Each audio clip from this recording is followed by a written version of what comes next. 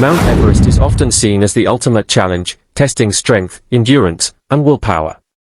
But for many climbers, reaching the top comes at a heavy price, sometimes even their lives. Among the many stories of success and failure on Everest, one stands out, the story of Lincoln Hall, an Australian climber who was left for dead near the summit in 2006, only to survive against all odds. Let's jump right into it. Lincoln Hall was always drawn to adventure. Born on December 19, 1955, in Canberra, Australia, he grew up with a natural curiosity and a love for the outdoors. He went to Telopea Park High School, studied zoology at Australian National University, and started climbing in the Australian Capital Territory. One of his favourite spots was Booroomba Rocks, where he created new climbing routes. He also became skilled at ice climbing in the snowy mountains at Blue Lake. His love for mountaineering started early, inspired by the rugged beauty of his homeland. By his 20s, Hall had already become one of Australia's top climbers, known for his technical skills and determination. In 1984, Hall joined the first Australian expedition to Everest. Along with his climbing partner, Tim McCartney-Snape, he was asked by the team leader, Peter Cocker, to help find a path to the top ridge. After spending a night on the mountain, they managed to make progress and push towards the summit. Hall played a key role in McCartney-Snape's successful climb. However, during an electrical storm, Hall got stuck on the mountain and had to spend another night outside. Cocker climbed up in the dark and met Hall at the fixed ropes, helping him get back down to Coal Camp. The team quickly got him to base camp, where he was airlifted to a military hospital near Delhi. Though Hall didn't reach the summit, the expedition's success in forging a new route earned international recognition. The unfulfilled goal of summiting Everest stayed with him, and in 2006, at the age of 50, he decided to try again. But by then, Everest had changed. Commercial expeditions had turned the mountain into a crowded, competitive place, where ambition often clashed with inexperience. In 2006, Hall joined a Russian-led expedition, and they chose the dangerous North Ridge route. Known for its technical difficulty, the North Ridge requires every bit of a climber's skill and strength. After weeks of preparation and acclimatization, Hall and his team set off for the summit on May 25. They faced freezing temperatures, thin air, and extreme exhaustion as they pushed forward. Finally, after all the struggle, Hall reached the top of the world. His dream had come true. But the joy of standing on Everest's summit didn't last long. The descent, which is often considered the most dangerous part of the climb, turned disastrous. Hall began showing signs of cerebral edema, a serious form of altitude sickness. This condition, caused by swelling in the brain from lack of oxygen, leads to confusion, hallucinations, and physical weakness. Hall's team watched helplessly as his condition worsened quickly. By the time the team reached 28,000 feet, just below the summit, Hall was now unable to walk. The Sherpas helping him did everything they could, but as the hours passed, it became clear that their oxygen and supplies were running low. With night approaching and temperatures dropping, the expedition leader, Alexander Abramov, made a heartbreaking decision, leaving Hall behind, believing he wouldn't survive the night. As it got dark from nightfall, visibility was poor due to the snow, and their oxygen supply was nearly gone. Abramov and the team headed back to camp, telling everyone, including Hall's family, that he had died. For the Sherpas who stayed with Hall as long as they could, it was a painful moment. They returned to a lower camp and reported Hall's presumed death. Back in Australia, the news reached Hall's family. They were devastated but tried to accept the brutal realities of mountaineering, beginning to mourn what they believed was his loss. But the following morning, after 12 hours, a team of climbers led by American guide Dan Mazer made an baffling discovery. As the sun rose over Everest, another group of climbers heading to the summit found Hall not dead but still alive. This group, led by Mazer, included Andrew Brash from Canada, Miles Osborne from the UK, and Jangbu Sherpa from Nepal. They found Hall just below a spot known as the second step.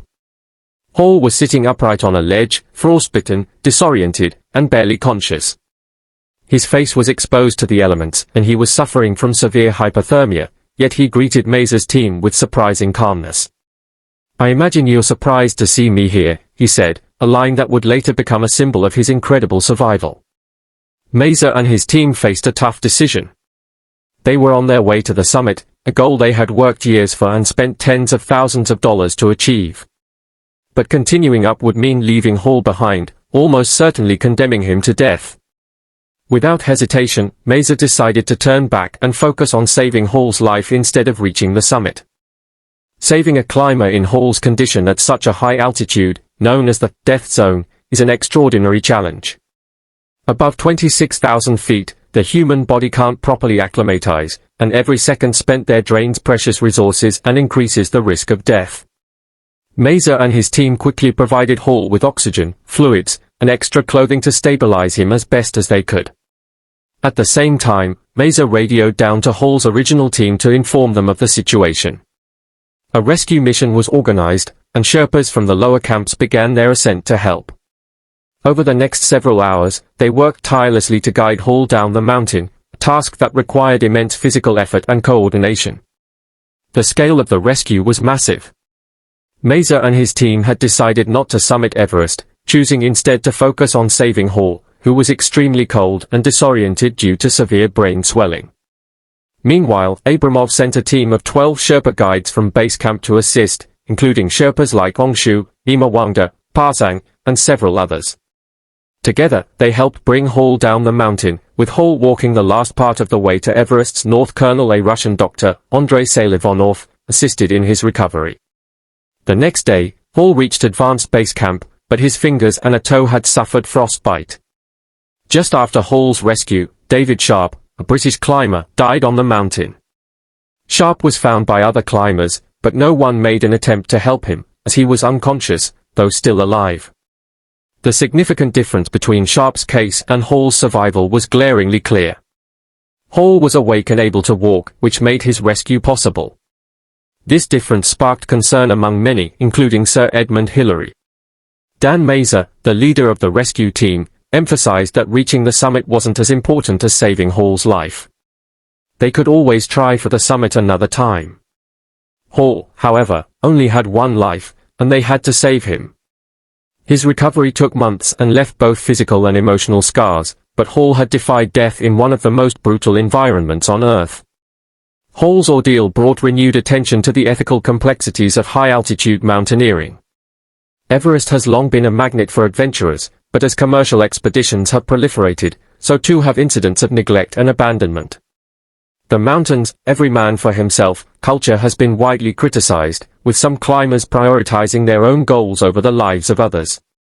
Mesa's decision to forego his summit attempt in order to save Hall was hailed as a rare act of selflessness. Yet his actions also underscored a troubling reality: many climbers in similar situations might have chosen differently. The question of how far one should go to help a fellow climber remains a deeply divisive issue within the mountaineering community. For Hall, surviving Everest was just the beginning of a new chapter. He returned to Australia, where he shared his story through interviews, lectures, and his memoir, Dead Lucky: Life After Death on Mount Everest. In his book, Hall described the physical and psychological toll of his ordeal, as well as the immense gratitude he felt toward those who had saved him. But Hall's survival also came with a heavy price. He suffered permanent frostbite injuries, and his brush with death left him with a renewed sense of life's fragility. Hall became an advocate for ethical climbing practices, urging mountaineers to prioritize humanity over ambition. Lincoln Hall passed away in 2012, 6 years after his incredible survival on Everest. His death, from mesothelioma, was unrelated to his mountaineering exploits. Yet his legacy lives on as it attests to human resilience and the enduring nature of the world's highest peaks. Hall's story inspires climbers and adventurers worldwide, reminding them of the thin line between triumph and tragedy on Everest. Everest may be a mountain of dreams, but for those who climb it, it is also a mountain of hard truths. And Lincoln Hall's story is one of the most profound truths it has ever revealed. If you enjoyed this deep dive, make sure to like and subscribe to the channel for more content.